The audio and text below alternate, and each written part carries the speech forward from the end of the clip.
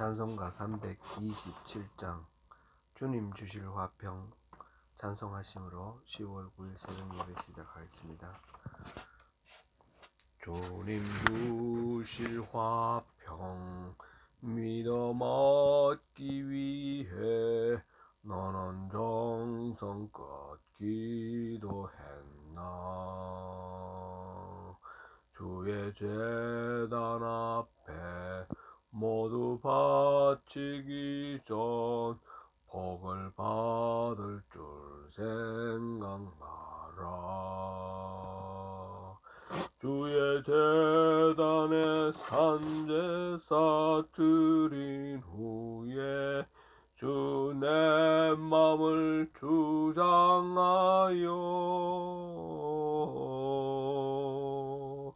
주의 뜻을 따라 그와 동행하면 평생 복락을 누리겠네. 주의 밝은 빛에 항상 활동하며 선한 사업을 힘써겠나. 자유 얻으려면 주의 뜻을 따라 너의 모든 것 희생하라. 주의 제단에 산제사 드린 후에 주 내 맘을 주장하니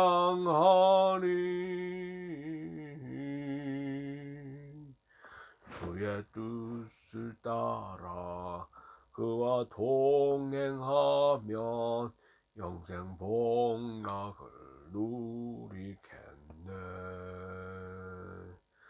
주의 제단 앞에 모두 바친 후에 주와 온전히 사귀겠나. 주님 주신 기쁨 또한 그의 사랑 어찌 말로 다 형용하랴. 주의 제단에 산제사 드린 후에 주 내 맘을 주장하니 주의 뜻을 따라 그와 동행하면 영생 복락을 누리겠네. 아멘. 은혜로우신 하나님, 오늘도 주님 은혜 안에서 살아가도록 아버지 하나님께서 은혜 주시고 또 인도하여 주십시오. 하루의 첫 시간을 주님 앞에 나와 예배함으로 시작해 하시니 감사합니다. 오늘 삶이 온전하게 주님께 올려드리는 거룩한 산제사 살아있는 예배가 되도록 주님 은혜 베풀어 주세요. 예수님 이름으로 기도드립니다. 아멘. 함께 은혜하는 말씀은 누가복음 6장 27절 28절 말씀입니다. 누가복음 6장 27절 28절 말씀 함께 봉독하시겠습니다. 그러나 너희 듣는 자에게 내가 이르노니 너희 원수를 사랑하며 너희를 미워하는 자를 선대하며 너희를 저주하는 자를 위하여 축복하며 너희를 모욕하는 자를 위하여 기도하라. 아멘.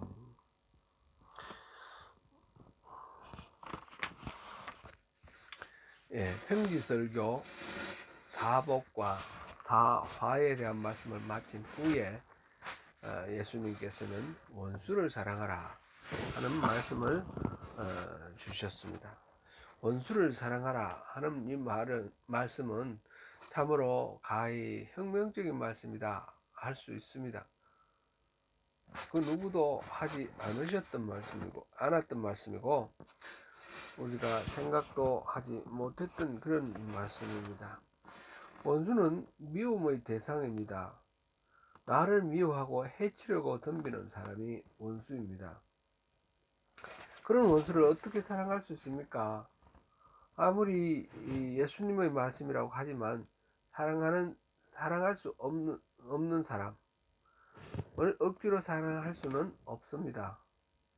그래서 원수 사랑에 대한 주님의 말씀을 우리는 단지 이건 선언적인 의미로 받아들이고 우리 삶에 직접적으로 적용해서 실천하려고 하지 않습니다. 뜻은 좋지만 나와는 상관없는 것이다, 이렇게 생각합니다. 그러나 주님은 우리가 할 수 없는 것을 강제로 시키지는 않으십니다. 우리가 할 수 있기 때문에, 그리고 또 우리에게 반드시 필요하기 때문에 그렇게 하라고 말씀을 하십니다. 원수 사랑이 정말 가능한 일인지 본문을 통해서 함께 생각해 보겠습니다. 그런 관점에서 우리 27절, 28절을 다시 한번 읽어 보겠습니다. 그러나 너희 듣는 자에게 내가 이르노니 너희 원수를 사랑하며 너희를 미워하는 자를 선대하며 너희를 저주하는 자를 위하여 축복하며 너희를 모욕하는 자를 위하여 기도하라. 여기서 먼저 이 말씀을 하실 때 예수님께서 너희 듣는 자들에게 내가 이른다 라고 하셨습니다. 듣는다 라는 말은 듣고 순종한다 라는 그런 뜻이죠. 한국말로도 청종한다 이렇게 번역하지 않습니까? 듣고, 들을 청자, 따를 종자, 청종. 참 잘된 번역이라고 할 수 있겠습니다. 그러나 너희 듣는 자에게 내가 이른다 하셨는데, 바로 이 말씀을 읽는 우리가 듣는 마음으로, 듣고 순종하는 마음으로 이것을 들을 때에 이 말씀은, 주님의 말씀은 우리에게 살아있는 말씀이 될 것입니다. 앞에서 사복을 말씀을 하시면서 가난한 자가 복이 있다 하셨을 때, 그 가난한 자가 어떤 가난한 자입니까? 하나님의 말씀을 따르고 순종하기 위해서 그렇게 믿음으로 결단을 한 결과 가난해지고 또 줄이고 울고 사람들로부터 핍박당하는 그런 사람들이었습니다. 그들이 가난 자체로 우는 그 줄임 그 자체로, 우는 그 자체로, 핍박받는 그 자체가 좋다라는 것이 아니라 하나님 말씀을 그 뜻을 따르고 순종하기 위해서 택한 삶의 결과가 그렇기 때문에 복이 있다, 이렇게 말씀을 하셨습니다. 바로 주님의 뒤를 따라서 걸어가는 주님의 참된 제자, 주님의 말씀을 듣고 순종하는 제자들에게 복이 있다 하신 말씀이었고, 그 제자들에게 원수를 사랑하라, 이렇게 말씀을 하시는 것입니다. 참된 그리스도의 제자들은 바로 그렇게 주님의 고난에 동참하는 사람이며, 그래서 복이 있는 사람이며, 원수를 사랑할 수 있는 사람, 사랑하여야 하는 사람입니다. 그러나 여전히 우리들은 원수 사랑에 대해서 불편한 마음을 감출 수 없습니다. 어떻게 원수를 사랑할 수 있겠는가 싶습니다. 우리가 그렇게 생각하는 것은 사랑을 감정으로만 생각하기 때문에 그렇습니다. 사랑은 감정이라고 할 때 명령으로서 그 감정이 솟아날 수가 없습니다. 불가능한 요구입니다. 예수님께서 그런 식으로 감정적인 사랑을 요구하고 있지는 않으십니다. 예수님이 사도들에게 요구하는 것은 감정이 아니라 삶의 태도입니다. 실천하는 의지적인 결단을 요구하시는 것입니다. 오늘 본문에서 주님은 원수 사랑에 대해서 세 가지 태도를 말씀하고 계십니다. 그 첫 번째 방법은 미워하는 사람을 선대하라는 것입니다.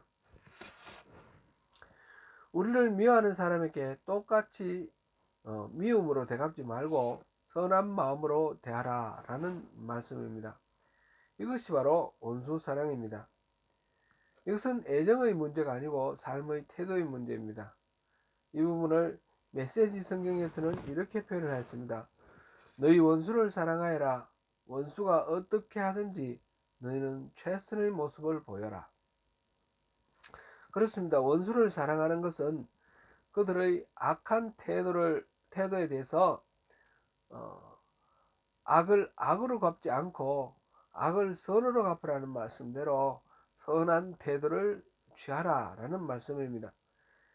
네 안에 있는 최악이 아니라 최선을 선택하라 라는 것이죠. 사도 바울도 로마서에서 같은 말씀을 하고 있습니다. 내 원수가 줄이거든 먹이고 목마르거든 마시게 하라. 그리함으로 내가 숯불을 그 머리에 쌓아 놓으리라. 악에게 지지 말고 선으로 악을 이기라. 로마서 12장 20절 21절 말씀입니다. 원수가 줄일 때 똑같이 악한 마음으로 줄이게 하지 말고 필요한 것을 주어 먹이는 것, 그것이 원수 사랑입니다. 그렇게 선을 행할 때에 악을 이길 수 있는 것입니다. 주님이 가르쳐 주신 원수 사랑의 두 번째 방법은 저주하는 자에게 축복하기입니다. 저주는 상대방이 잘되지 못하도록 비는 것이고 축복은 상대방이 잘되도록 비는 것입니다. 이 두 가지 공통점은 누군가에게 빈다라는 것이죠. 비는 대상이 누구입니까? 하나님이십니다. 그 사람에게 저주를 내리든가 또는 복을 내리든가 할 것을 우리가 비는 것입니다. 그것을 실질적으로 시행하시는 분은 우리가 기도하는 하나님이십니다. 사람들이 아무리 나를 저주하여도 하나님이 나를 저주하지 아니하시면 소용이 없습니다. 그 반대도 마찬가지입니다. 그런데 하나님은 상대방을 저주하는 자에게는 오히려 저주하고 상대방을 축복하는 자에게는 복을 주시는 분이 있습니다. 창세기 12장에서 하나님께서 아브라함에게 그렇게 약속하셨죠. 너를 축복하는 자에게는 내가 복을 내리고 너를 저주하는 자에게는 내가 저주하리니 땅의 모든 족속이 너로 말미암아 복을 얻을 것이라.